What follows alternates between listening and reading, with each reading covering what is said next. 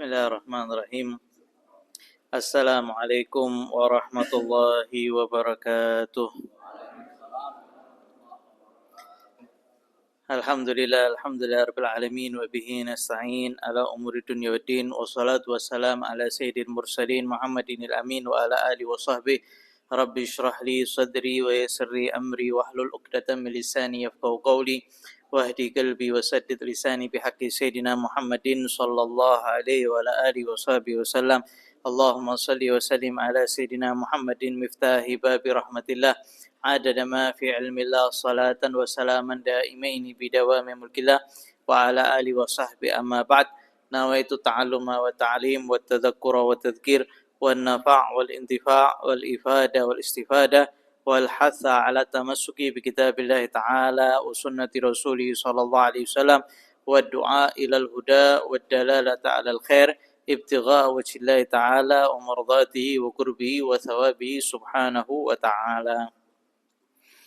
Alhamdulillah, kita lanjutkan kembali masuk di dalam pembahasan mandi-mandi sunnah. Faslun fil aghsalil masnunah. Fasal yang menjelaskan tentang mandi-mandi sunnah.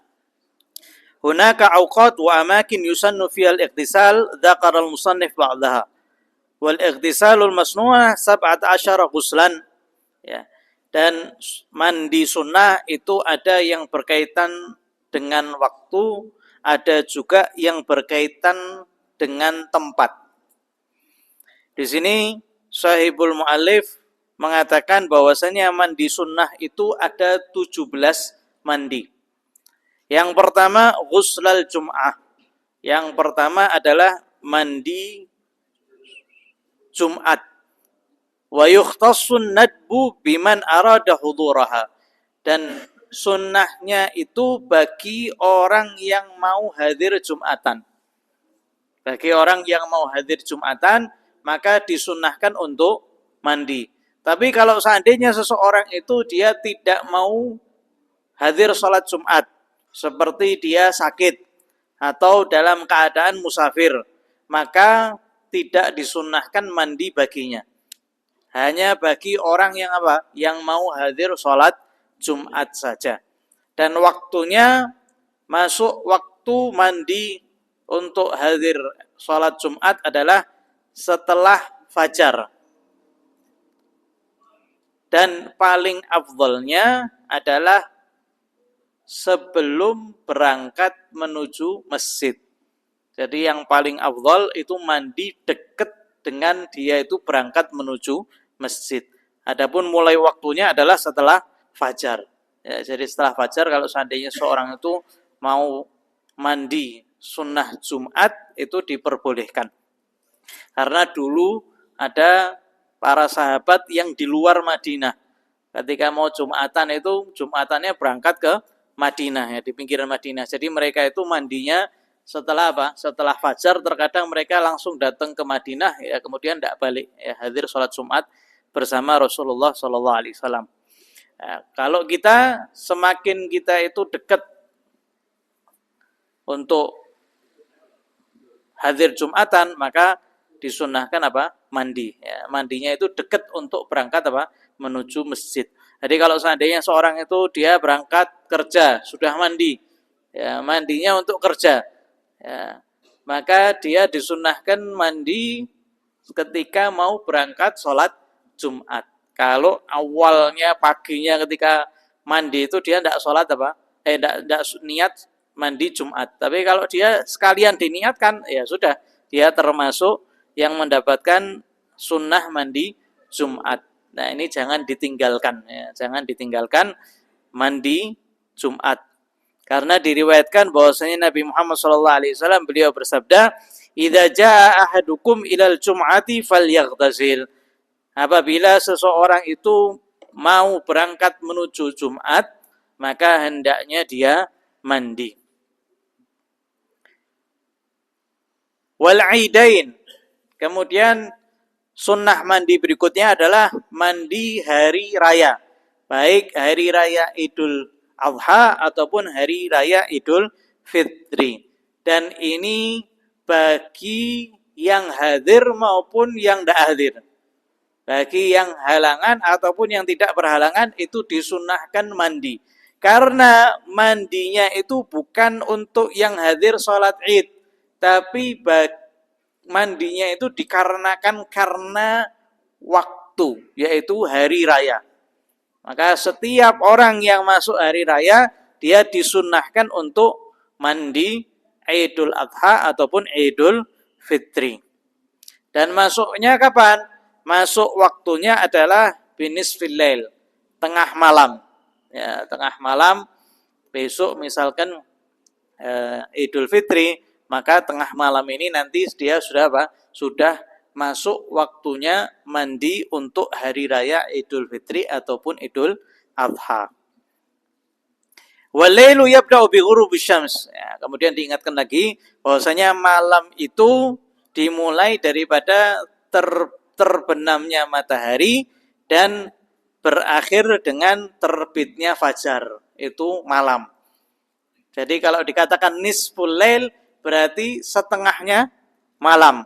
Jadi dari maghrib sampai fajar itu dibagi jadi dua. Setengah akhirnya itu baru mulai masuk mandi sunnah Idul Fitri ataupun Idul Adha. Wala yukhtassu bi ahad bal yusannu likulli insani mutlaqan. Ya, dan mandi sunnah itu tidak hanya diperuntukkan untuk satu orang khusus, akan tapi untuk semua orang.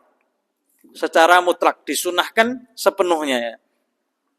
Wal istisqa, dan juga disunahkan mandi untuk hadir sholat istisqa.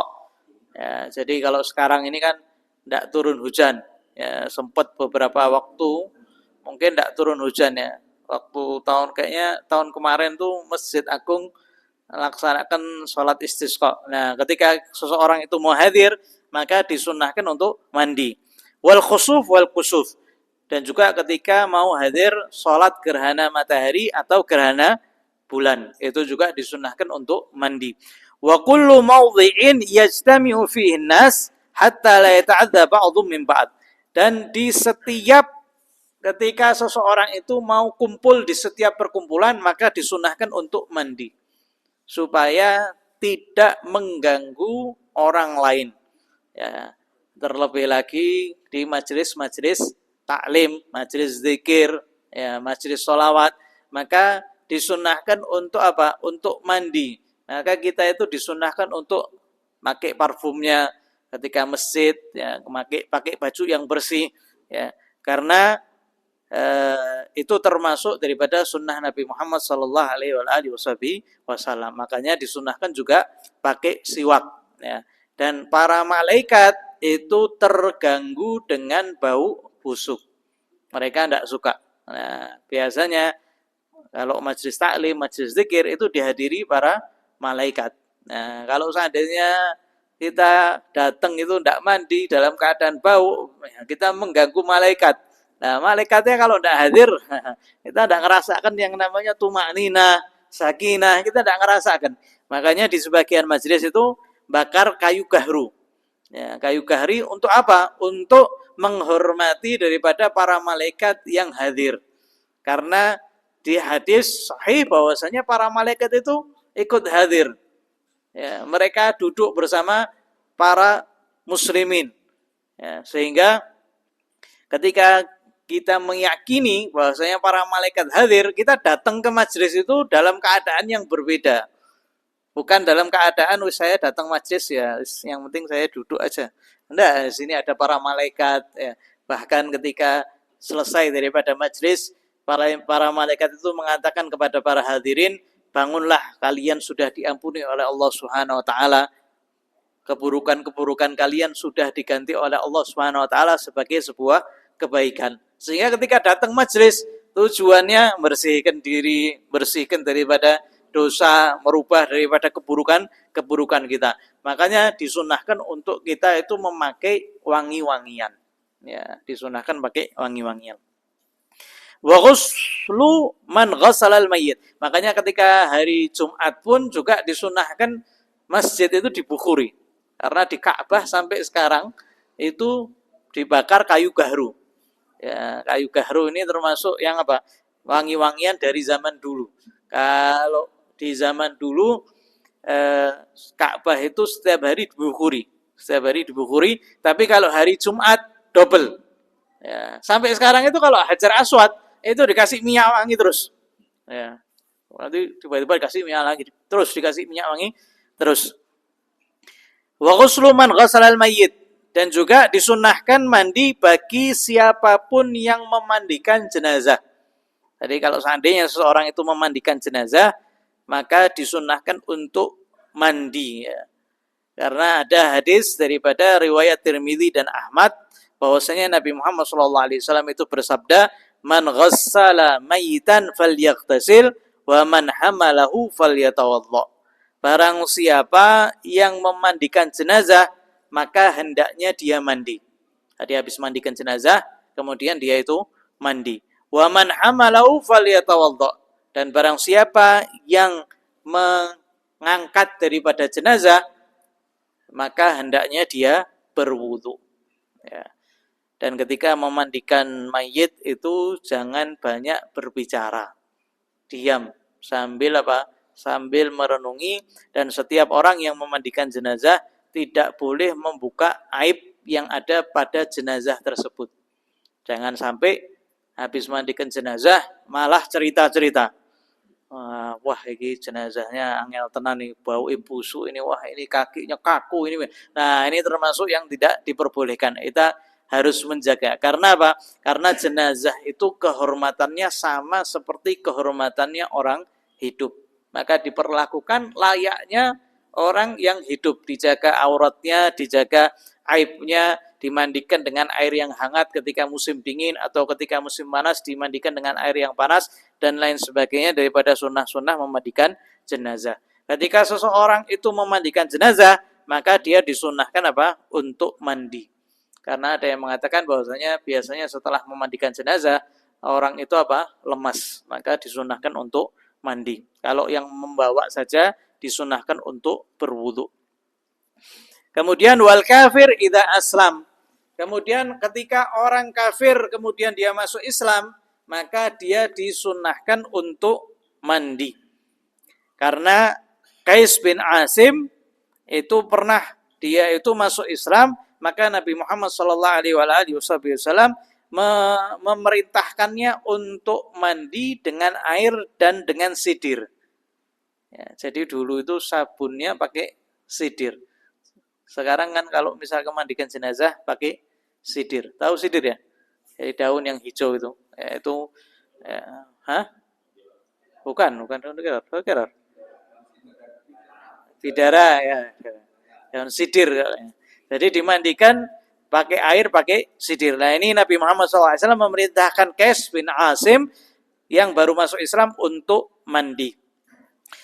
Dan disunnahkan untuk mandi bagi orang yang ketika dalam keadaan kafir itu dia belum terkena mandi besar.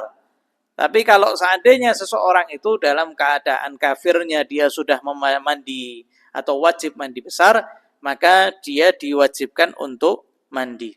Jadi sunnahnya orang yang baru masuk Islam disunnahkan mandi kapan? Kalau seandainya ketika dia kafir, dia itu belum haid atau belum junub atau belum menikah. Ya, maka kalau menikah kan dia sudah hubungan suami istri.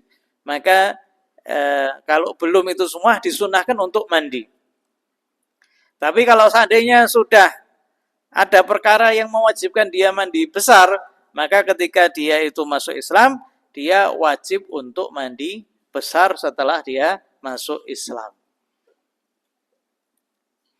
Wal majnun wal mughma alaihi idza afaqa.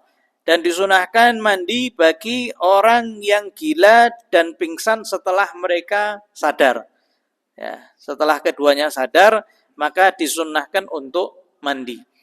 Karena Nabi Muhammad SAW sebagaimana diriwayatkan Bukhari Muslim daripada Siti Aisyah mengatakan, "Thaqula Rasulullah SAW faqala asallan nasu faqulna la hum yantadirunaka ya Rasulullah."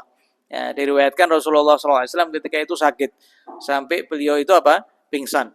Kemudian setelah sadar beliau SAW itu tanya, apakah orang-orang itu sudah sholat atau belum. Maka Siti Aisyah dan orang-orang di sekitarnya mengatakan, belum ya Rasulullah.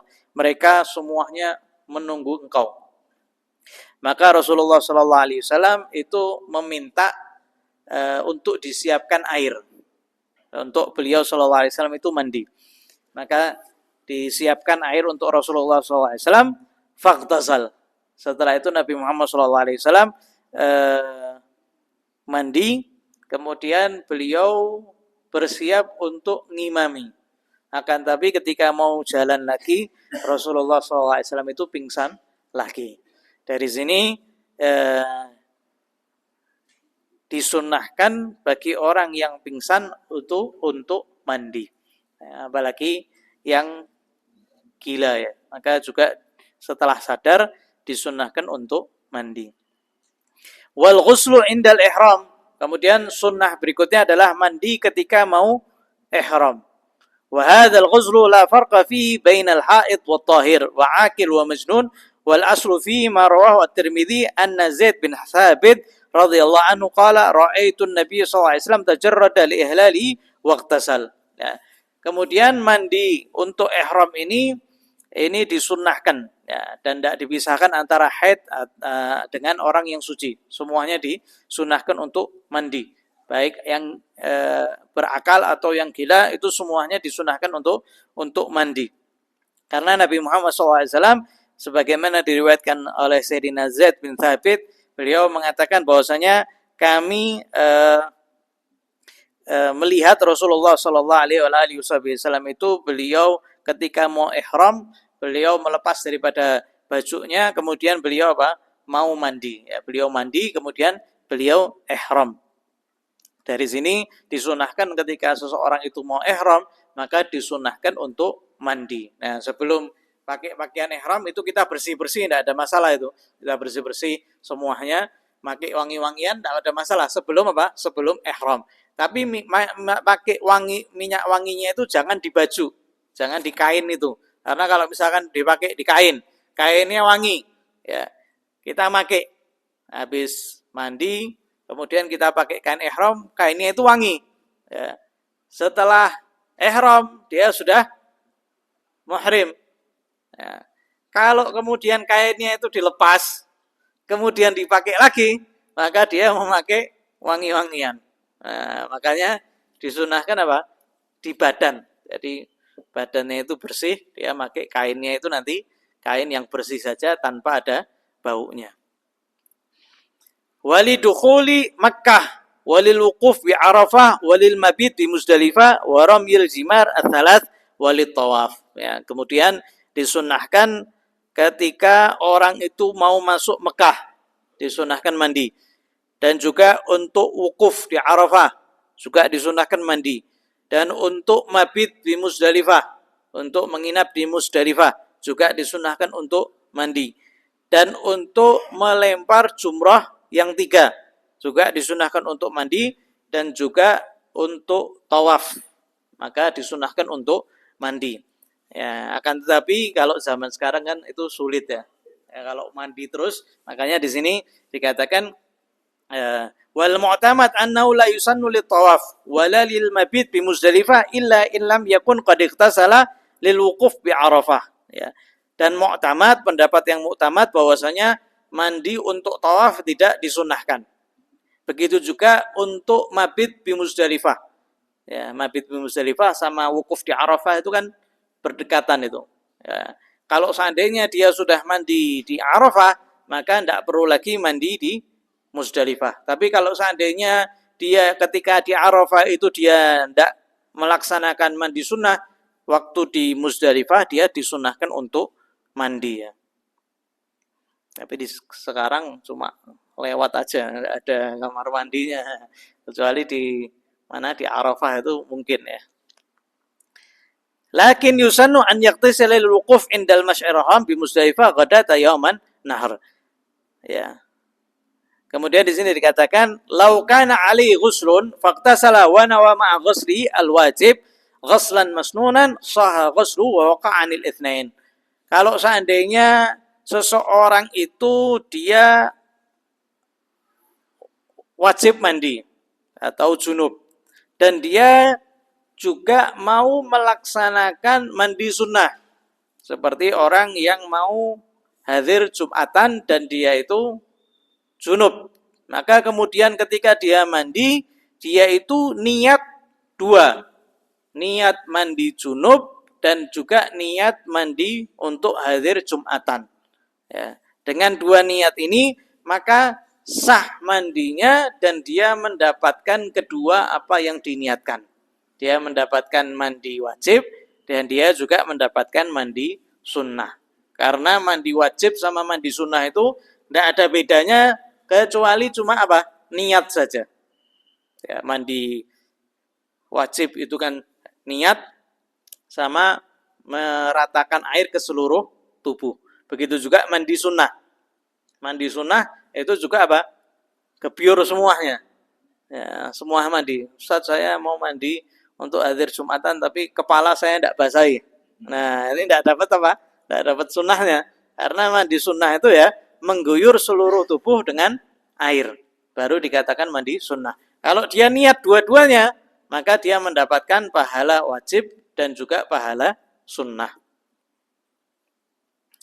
Dan mandi junub itu meskipun sebabnya itu banyak, maka mandinya cukup sekali. Kalau mandi sunnah itu bisa digabungkan. Jadi kalau kita sekarang itu setiap mau ada kita perkumpulan, maka disunahkan untuk mandi. Nah, seperti sekarang ini, kita mau hadir taklim. Di sini ada perkumpulan, maka disunahkan mandi. Nah, kalau mau berangkat ke masjid, masjid di situ juga ada perkumpulan, maka disunahkan untuk mandi. Pokoknya setiap di situ ada perkumpulan, maka disunahkan untuk mandi. Makanya ketika di bab Ramadan kemarin, di bab puasa, ketika seseorang itu mau mandi, mau kerja atau mau ngajar di sekolah, maka apa? Disunahkan untuk niat mandi sunnah. Sunnah apa? Karena mau menghadir perkumpulan, majelis atau kerja atau ngajar dan lain sebagainya. Pokoknya di setiap di situ ada perkumpulan, maka disunahkan mandi. Ini daripada mandi-mandi sunnah. Sampai di sini ada yang mau ditanyakan berkaitan tentang mandi?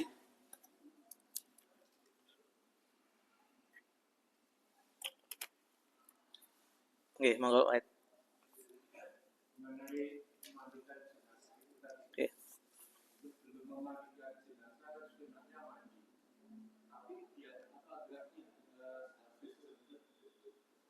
Disunahkan setelah memandikan jenazah. Setelah memandikan.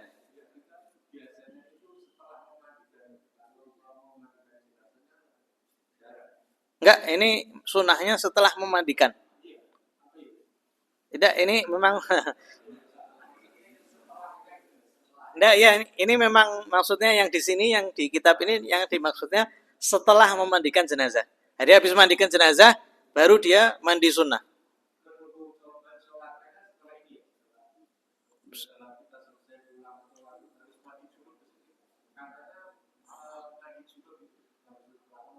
Oh enggak, kalau memandikan jenazah mandinya mandi sunnah, enggak mandi junub. Mandinya sunnah ya, enggak wajib. Jadi setelah memandikan jenazah itu biasanya yang memandikan itu mereka pulang kemudian mandi.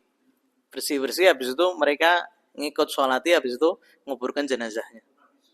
Mandi sunnah itu bukan wajib. Nah. Ada lagi atau kita lanjut? Lanjut ya.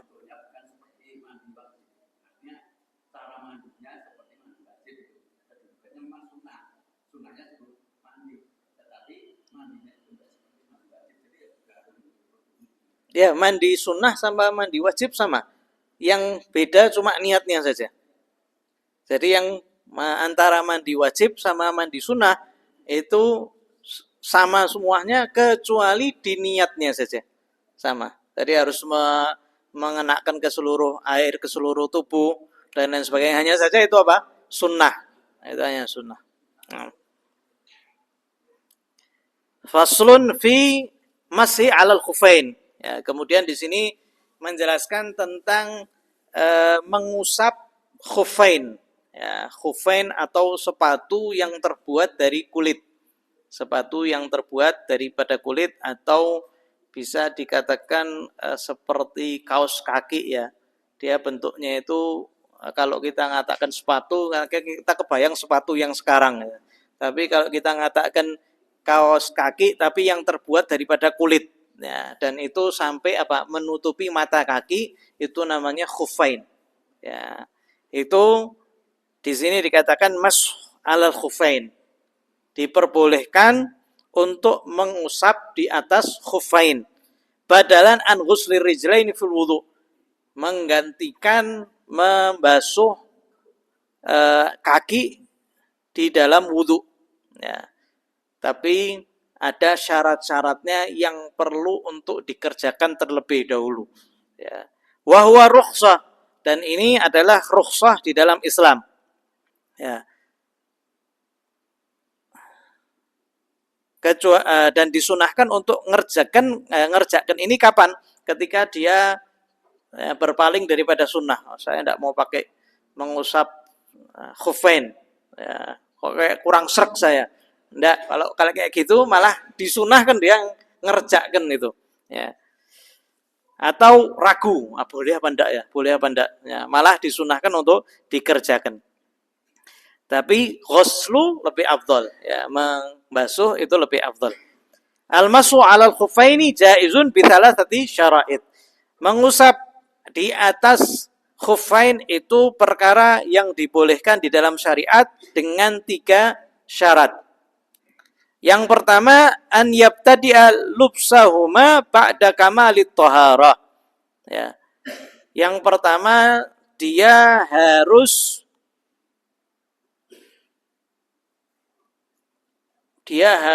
wudhu terlebih dahulu secara sempurna ketika dia mau memakai khufain tersebut.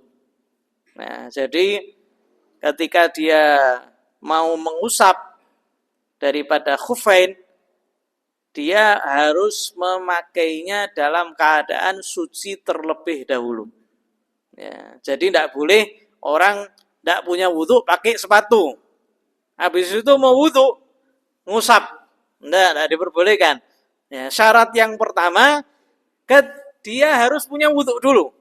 Harus punya wudhu dulu, kemudian pakai sepatunya. Baru nanti kemudian dia batal daripada wudhunya, dia wudhu lagi, baru ketika itu dia dapat rukhsah, tidak perlu ngelepas daripada khufainnya atau sepatunya, diusap sepatunya saja. Ya, jadi kalau misalkan dari awal dia tidak punya wudhu, maka dia tidak mendapatkan rukhsah. Ya. Di sini dikatakan hunaka amrani ishtaratani li jawazi masih 'alal khufain. Ya.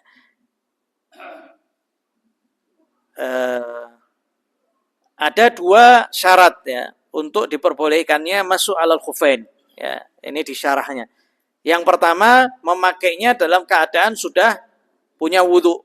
Falau tawadha'a wa ghasala rijlahul yumna thumma albasa al-khaf qabla ghasli qadamil yusra lam yajuz lahu an yamsa 'alal khufain. Dan di sini ditekankan bahwasanya dia boleh mengusap kalau dia sudah benar-benar memiliki wudhu ketika memakainya secara sempurna. Jadi misalkan dia itu wudhu, ya, kemudian dia Dia membasuh kaki kanannya, ya, belum basuh kaki kiri, kemudian dia pakai sepatu. Ya. Berarti dia kan belum Belum wudhu sempurnanya, karena belum membasuh kaki kirinya. Habis itu dia basuh kaki kiri, baru pakai sepatunya. Nah, ini tidak sah. Kenapa? Karena dia memakai sepatu kanannya belum dalam keadaan wudhu yang sempurna. Maka dia harus Harus dia mencopot sepatunya lagi, kemudian pakai lagi. Nah, paham? Jadi harus punya wudhu secara sempurna. Ya. Karena diriwayatkan daripada Nabi Muhammad SAW bahwasanya Mughirah bin Syu'bah itu pernah menuangkan air untuk membantu Rasulullah SAW itu wudhu. Ya. Ketika sampai mau membasuh kaki, maka Mughirah itu sudah merunduk untuk membantu melepas sepatu Rasulullah SAW atau khufain. Ya. Maka Rasulullah SAW mengatakan, da'huma fa inni adkhaltuhuma tahirataini. Beliau SAW mengatakan, biarkan, jangan dilepas karena sesungguhnya aku memakai sepatu ini keduanya dalam keadaan suci. Nah, ini jadi apa? Jadi syarat. Jadi harus memakai dalam keadaan suci. Dan yang kedua, an yakunal khaf salihan lil mas'i alaihi wa yakunu salihan bi arba'ati syurut. Ya, kemudian disebutkan di dalam syarahnya bahwasanya khuf atau sepatu yang dipakai itu sepatu yang memang bisa untuk diusap. Ya, masuk kriteria yang bisa untuk diusap. Dan kriterianya ada 4 syarat. Ya, yang pertama, yang kedua itu disebutkan di dalam tadi. Ya, di sini dikatakan an yakunal khaffa tahiran. Ya. Yang pertama, sepatunya itu dalam keadaan suci. Sepatunya harus suci dulu. Ya, kalau sepatunya najis ya tidak bisa. Kemudian wa an yakuna mani'an li nufudhi ma'il ghasli. Kemudian juga harus sepatunya itu mencegah masuknya air. Jadi kalau sepatu yang sekarang yang bolong-bolong, itu tidak bisa itu. Ya, karena tidak mencegah masuknya air. Di ma'fu kalau seandainya masuk air itu dari apa? Dari jahitan-jahitan itu.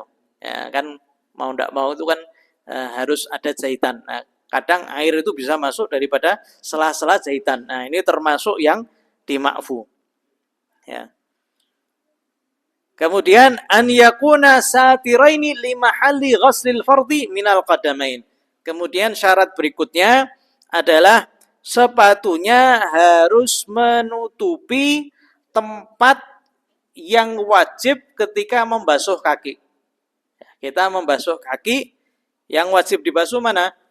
Dari mana? Mata kaki sampai jari-jari itu semuanya harus apa? Harus dibasuh. Berarti kalau seandainya seseorang itu memakai sepatunya harus menutupi mata kaki. Kalau sepatunya itu tidak menutupi mata kaki, maka termasuk yang tidak bisa untuk diusap. Ya, sepatu-sepatu yang sekarang itu biasanya di mana? Di bawah mata kaki. Ya. Berarti tidak bisa digunakan untuk mengusap. Ya, jadi jangan sampai seseorang itu dengar, oh boleh mengusap di atas sepatu, nah, tapi kemudian dia tidak mempelajari syarat-syaratnya. Ya, ini syaratnya dia harus apa? Harus menutupi mata kaki. Wal murad bisatiruna al-hailu la mani'ur ru'yah. Ya. Dan yang dimaksud dengan menutupi ini adalah mencegah masuknya air. Bukan apa? Bukan menutupi warnanya atau menutupi pandangan. Jadi kalau seandainya ada sepatunya ini transparan, ya, ini masih diperbolehkan. Berbeda sama apa? Sama menutup aurat. Menutup aurat itu harus menutup apa? Warnanya aurat. Ya, bukan apa? Menutup, mencegahnya sesuatu daripada aurat. Jadi kalau misalkan seseorang itu sarungannya pakai plastik, saya menutup aurat. Menutup aurat bagaimana? Ini tak tutupi semuanya, ketutupan plastik. Tapi plastiknya transparan. Nah, ini tetap tidak sah sholatnya. Kenapa? Karena di dalam syarat untuk menutup aurat di dalam sholat atau di dalam menutup aurat di luar sholat, itu yang dimaksud adalah menutup warna aurat. Jadi kalau sarungnya itu bolong-bolong, kemudian bisa kelihatan warna kulitnya, itu tidak sah.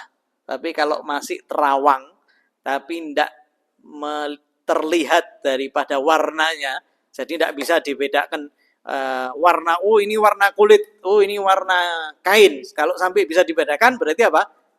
Batal itu. Ya. Jadi kalau sampai kelihatan warna kulitnya itu batal. Begitu juga mukenanya ibu-ibu kalau misalkan dia putih, ya, kalau putihnya misalkan sampai kelihatan warna kulitnya, nah itu batal. Tapi kalau enggak, warna kulit tetap enggak kelihatan, maka itu enggak ada masalah. Makanya biasanya di Arab itu mukenanya itu enggak ada yang putih. Ya, mereka warna, ya hitam ya kulit. Nah, kalau sekarang sudah zamannya mukenanya leopard. Bukan warna lagi ya. Nah, ini eh, apa namanya? Setiap yang bisa memalingkan fokus itu disunahkan, itu tidak apa? Tidak dipakai ketika menuju masjid. Ya, kalau laki-laki juga misalkan pakai kaos, belakangnya ada tulisan, ya, pilih Pak Jokowi misalkan. Nah, atau kemarin kita ngelihat ada yang sholat pakai tengkorak. Allah Akbar, wah ini betul ya, kita masjid dulu tengkorak. Atau yang lain-lain, itu disunahkan enggak apa? Tidak dibawa ke masjid, tidak dibawa ke masjid karena itu bisa menghilangkan fokus. Makanya para salafun saleh itu ketika mereka itu pakai baju, bajunya itu enggak ada yang bordiran. Ya, kalau baju sekarang kan bordiran macam-macam itu, baju koko itu. Ya, kalau para salafun saleh dulu itu mereka apa? Bersih. Ya, kainnya itu apa? Bersih. Baju kokonya itu juga bersih, tidak ada bordiran. Karena apa? Karena takutnya itu menghilangkan fokus ketika sholat. Ya, ketika Allah Akbar, subhanallah di sini ada bordirannya. Nah, akhirnya kita ndelok bordiran nih. Ini kok rapi betul ya. Nah, udah kurang rapi nih. Wah, ini tak gunting habis ini. Nah, habis salam lali. Nah, Nabi Shallallahu Alaihi Wasallam ketika itu beliau memakai pakaian itu yang ada gambar apa? Gambar garis-garis berbentuk pohonnya.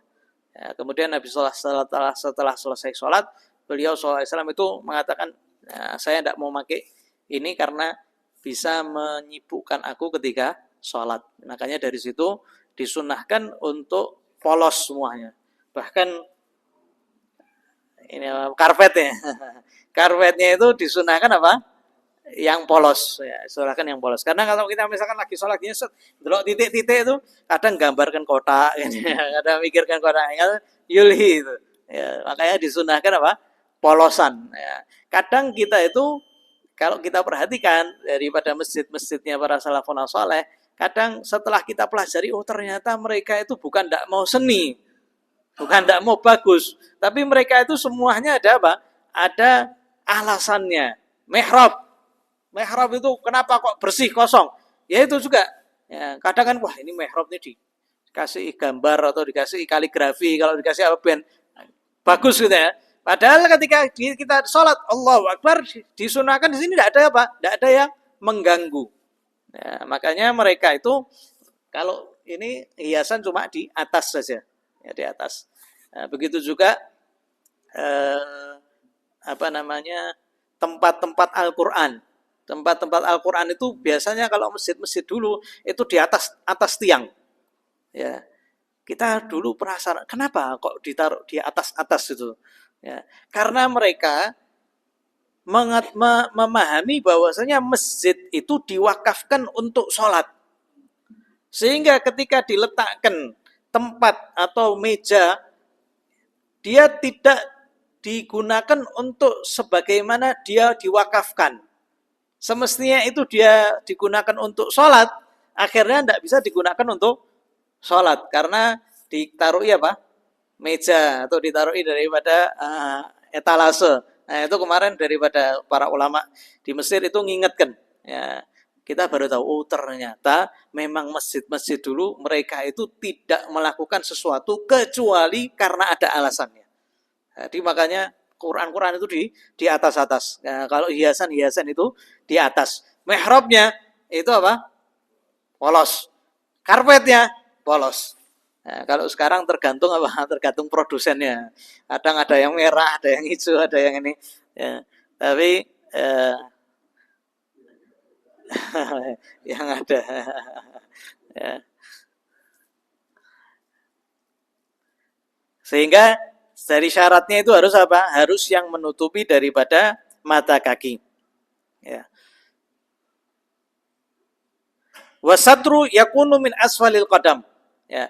Dan yang harus ditutup itu dari bawah kaki. Jadi kalau seandainya dari atas terbuka itu tidak ada masalah. Seperti sekarang kalau pakai sepatu boot. Ya, sepatu boot itu kan sampai sampai bawah dengkul itu. Tapi kan atasnya lebar. Jadi terkadang kelihatan kelihatan kakinya dari atas. Itu tidak ada masalah. Kebalikannya sama menutup aurat. Kita menutup aurat dari bawah kita kan terbuka itu. Kita pakai sarung, kita pakai gamis, itu dari bawah kan kebuka. Tapi kalau menutup aurat itu semuanya dari atas, dari samping-samping harus tertutup, dari bawah termasuk yang makfu. Tapi kalau sepatu itu harus tertutup dari bawah. Dari atas baru di makfu. Sehingga sepatunya harus menutupi daripada mata kaki. Dan syarat berikutnya bisa digunakan untuk jalan. Nah, ini insya Allah dilanjutkan di kesempatan berikutnya. Ada yang mau ditanyakan?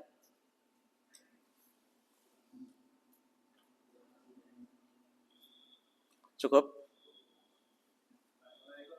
Assalamualaikum.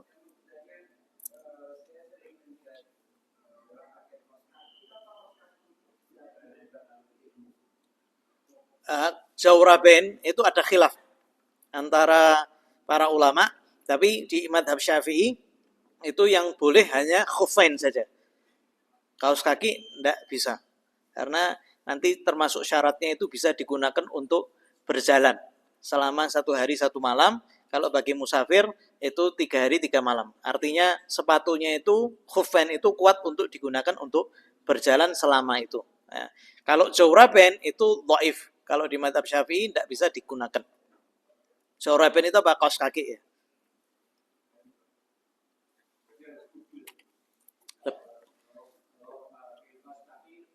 Ya harus wudhu lagi. Begitu juga kalau pakai sepatu yang terbuka mata kakinya, dia harus Harus wudhu. Ya. Ada khuffain itu ada kalau misalkan musim dingin itu. Tapi kan kalau musim dingin misalkan saya dingin subuh-subuh wudhunya mau ngusap wae. Habis itu baru bangun tidur ya, enggak bisa. Kecuali Isyaknya dia wudhu. Ya. Jadi isyaknya dia wudhu, habis itu dia pakai khuffain, habis itu dia tidur. Nah, wudhunya masih bisa. Dia mau mengusap masih bisa. Karena dia makainya dalam keadaan suci. Ya, kemudian batal wudhunya gara-gara tidur. Nah, itu digunakan di Arab kalau lagi musim dingin. Kalau musim dingin itu banyak santri-santri sambil ngamalkan ilmu juga gara-gara kedinginan betul. Jadi supaya ndak ngusap kaki.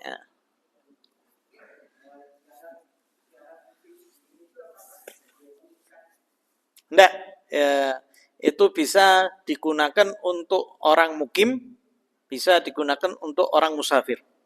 Ya, dalam keadaan bagaimanapun ya. Boleh deh. Tapi memang biasanya di sana itu digunakannya waktu musim dingin ya. Mereka biasanya pakai khuffain dan biasanya toko-toko mulai jual itu pas mulai musim dingin. Wallahu a'lam bishawab. Fatihah binatu kubur. Bismillahirrahmanirrahim. Ila hadratin Nabi Muhammad sallallahu alaihi wasallam al-Fatihah. Ar-Rahman Ar-Rahim. صراط الذين أنعمت عليهم غير المغضوب عليهم ولا الضالين آمين ربنا تقبل منا إنك أنت السميع العليم وتب علينا صلى الله عليه وسلم محمد النبي الأمين الحمد لله رب العالمين